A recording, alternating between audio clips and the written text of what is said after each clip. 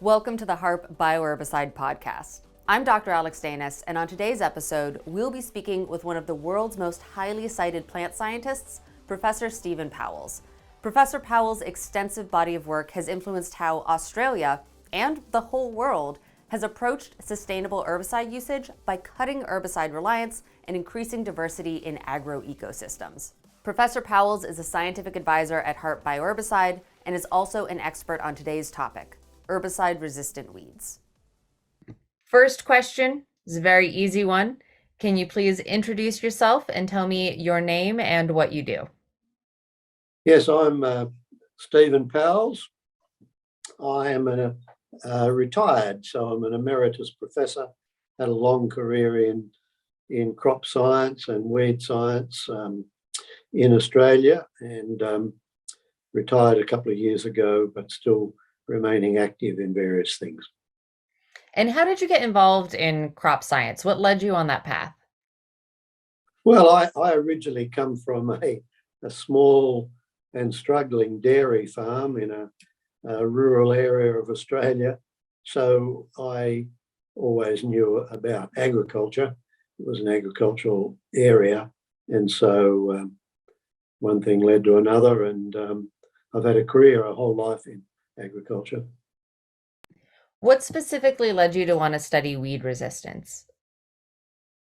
Well, if you've got a couple of hours, I'll tell you. But in brief, when I was a postdoc in the United States and in France, there were the very first cases of resistance occurring. And I thought, wow, plants can evolve resistance to these big, powerful herbicides. How can they do that? And the implications of it are pretty severe when that happens. So this was a long time ago, back in the early 1980s. But I thought, wow, this is an area that I might make my career in, and I made the right guess at the time, as it turns out. Well, and that was a very smart guess, and I think sort of forward-thinking guess. What was it in the 80s that led you to sort of be so prescient about a problem that is now huge all around the globe? Yes, at the time, there was virtually no resistance, occurring a little bit in cornfields in places like the Midwest of the US and in parts of Western Europe, but not much else. And it was just the beginning of just an academic curiosity. But I knew enough about farming and enough about agriculture and enough about crops that I knew that in major Western nations particularly, we were very dependent on herbicides. After all, we're not going to go out and pull up all the weeds by hand on huge fields. And we were very dependent upon herbicides. And I thought, gee, if these plants can evolve resistance to herbicides, that's going to be a major challenge to us. I better start working on this now. And it's just one of those things that I made the right call at the right time.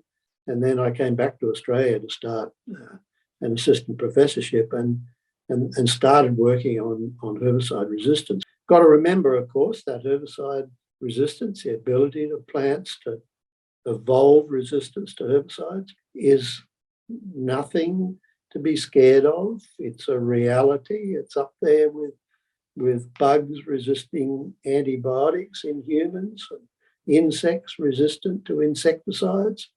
It's a biological phenomenon. We can manage it. We just need to be a bit smarter than always reaching for the same herbicide jug. Can you sort of give me a perspective throughout your career of what watching this spread from just one spot to all of these different places over the world has sort of looked like and felt like? It depends on the agriculture. So, for example, for the United States, yes, there was resistance occurring, but it was after the introduction and the massive success of Roundup ready crops in the Midwest in particular and the South of the United States, where this one herbicide, a great herbicide, the greatest herbicide, Roundup, was all of a sudden being applied over 60, 80 million acres of cropland when Roundup Ready crops became available. So you don't have to be Einstein to work out that there's going to be a biological reaction to that, and that's the evolution of weeds that can survive. So if you're a weed plant and you can somehow survive, say, Roundup, glyphosate, well, you're in a pretty good situation. You've got no competitors anymore, and you've got the opportunity to produce lots of seed, and that's what happens. Basically, it's that simple. And this sort of ties into something that you just said before as well. Can you talk about why it's important to have more than one weed mitigation tool in your toolkit? Why can't we just rely on one super great chemical to do it all? There's a lot of important words in any language, and in the English language, as far as I'm concerned, the most important word is the word diversity. Whether we're talking about natural ecosystems, national parks, pristine areas, whatever, we've really only got a chance of long-term sustainability if we've got diversity. And that is true in crops, in agroecosystems where crops are grown, like the huge Midwest and Mid-South area of the United States or Canada or Brazil or Argentina or Australia. Is a temptation to reduce diversity. In this country, Australia, it's to put the whole thing into one big wheat field. And that's just insufficient diversity. In the US, yes, there's some diversity good diversity with the corn, soybean rotation. You've got diversity, you've got two different crops. But you don't have diversity if you spray it all with one herbicide. And so diversity is the key to sustainable agriculture in many parts of the world. And diversity is the key to killing weeds year in and year out without problems. The more diversity you've got, the better off you are. I love that. I think that's perfect. But one of the things that, in sort of talking to people around this and sort of looking into this is that we haven't had the ability to increase this diversity in a lot of ways in sort of, modes of action of herbicides or new herbicides on the market in a while. Can you talk a little bit about why that might be? Why has there been sort of stagnation in this area? Yeah, some people in agriculture, in different parts of it, farmers through to those that supply the products, maybe they think there's not enough diversity out there. They think, well, there's only a few herbicides that I can use, for example. Actually, if they step back and think about their system, whatever it is, wherever it is, whether it's a corn soybean field in Iowa or Illinois or in Louisiana, or whether it's a wheat soybean rotation in Argentina or a wheat rotation in Australia or somewhere else, there is diversity. There are options for diversity. It depends whether it makes economic sense or how much creativity gets put into it. But too often, it's reaching for the same herbicide, which is no diversity at all. And it's amazing if on a big farm, you use all the available economically rational tools that are available to you, then usually there's enough diversity that you've got sustainability in say, the weed control practices. So, I've got a little crop farm and we practice diversity. Nothing magical about it. We just don't rely on the same thing. went on a good thing with a herbicide, change it, mix it up.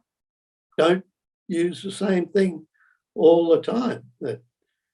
It's a pretty simple philosophy to have, but I know that it can work just by using all of the economically sensible diversity tactics that a farmer's got. And they differ in some parts of the world. If you're a Japanese rice farmer with very high prices but very small amount of land, then that's very different to an Australian wheat farmer with huge farm, but not many options. So it differs around the world, but the principle is the same: diversity wherever you can fit it in. Well, so tell me a little bit more about your own farm. What are you growing? When did you start this farm? Tell me a little bit about your own work in the fields.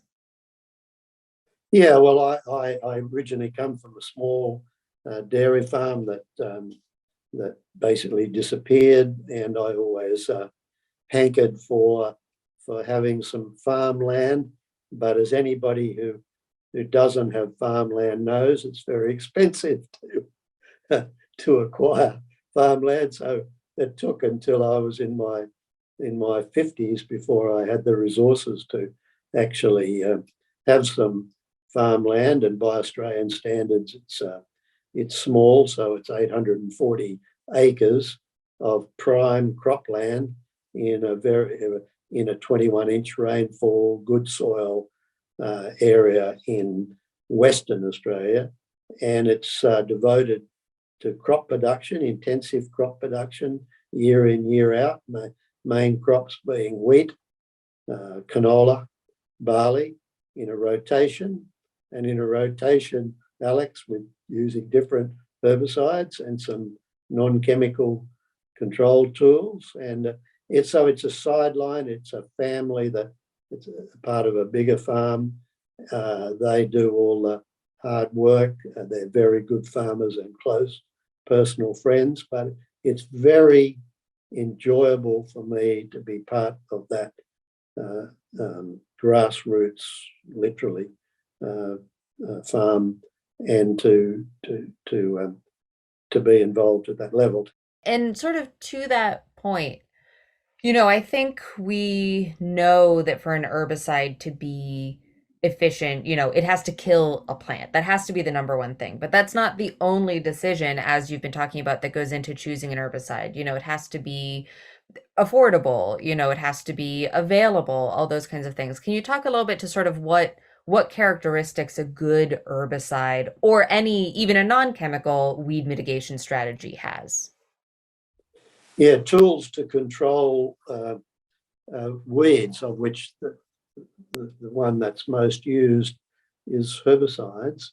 Again, it's dependent upon where you are in the world. And, in a backyard, it's probably a lot more sensible to pull the weeds up by hand than it is by using a herbicide.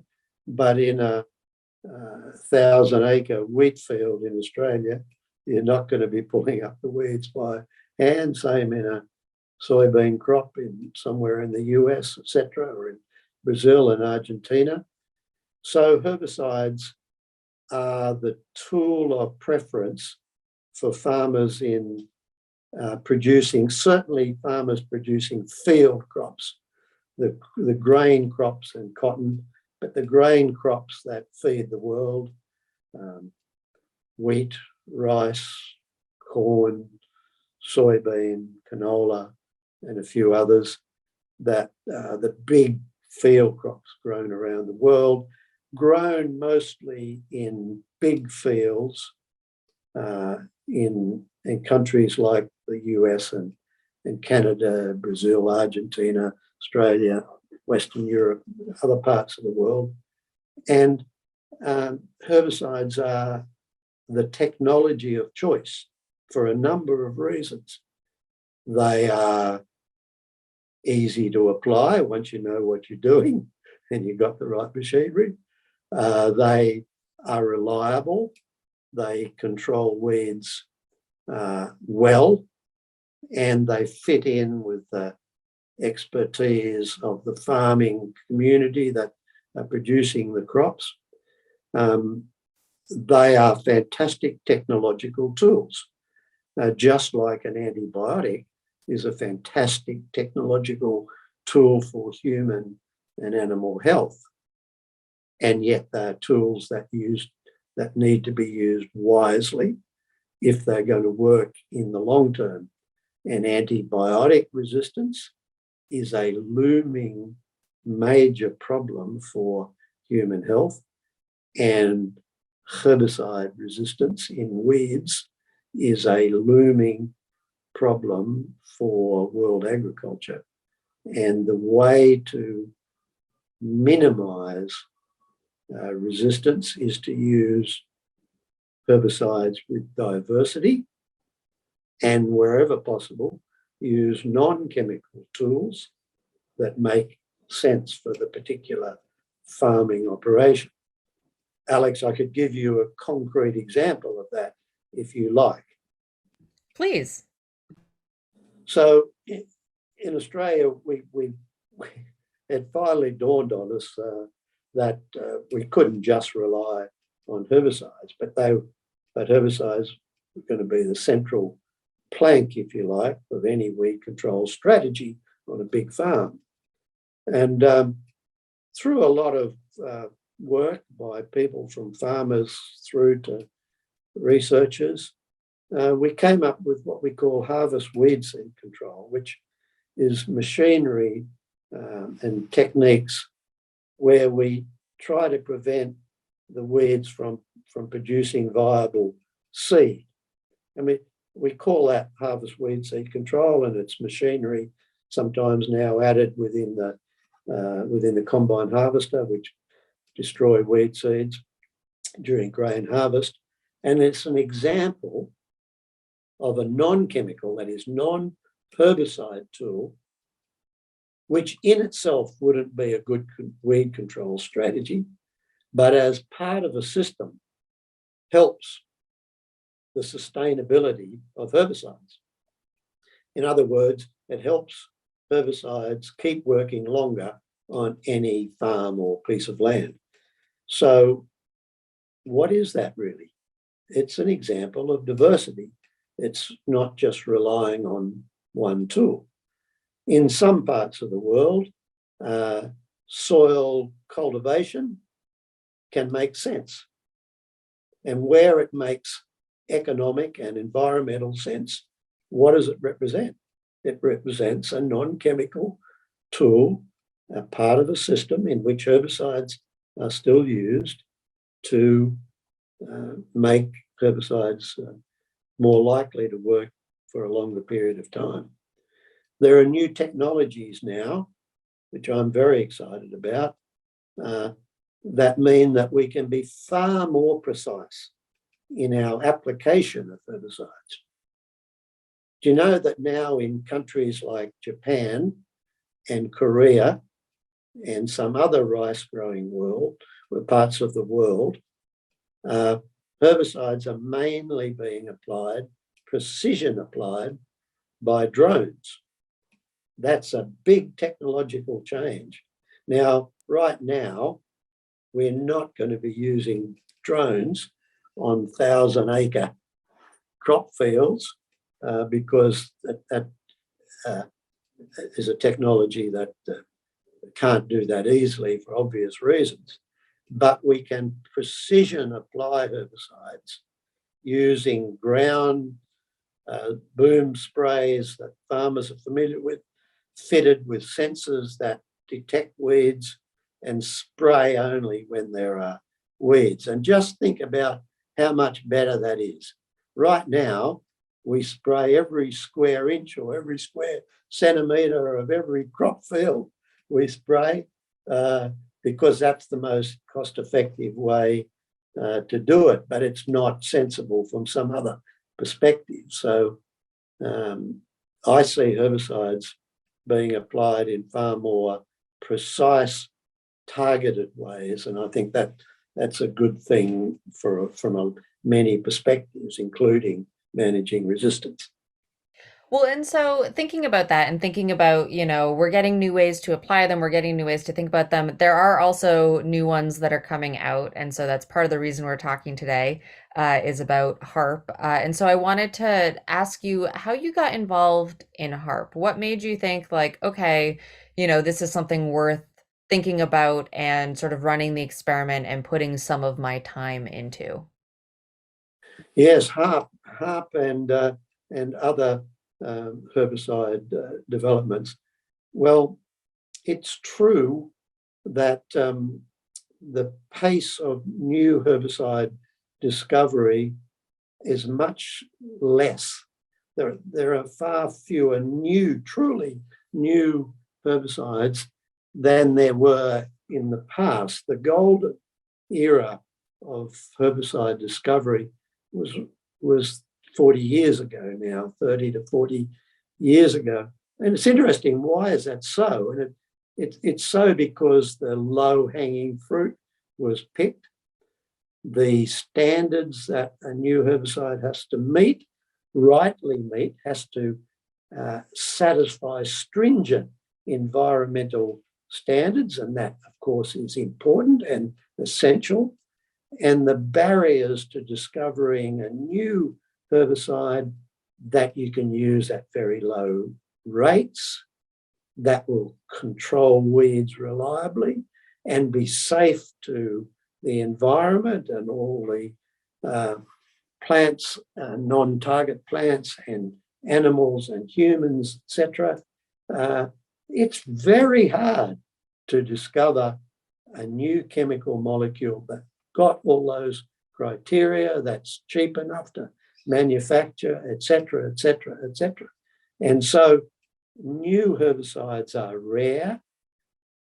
To any, say, farmers that are listening to this, I believe that there will be new herbicides, but they'll be very rare.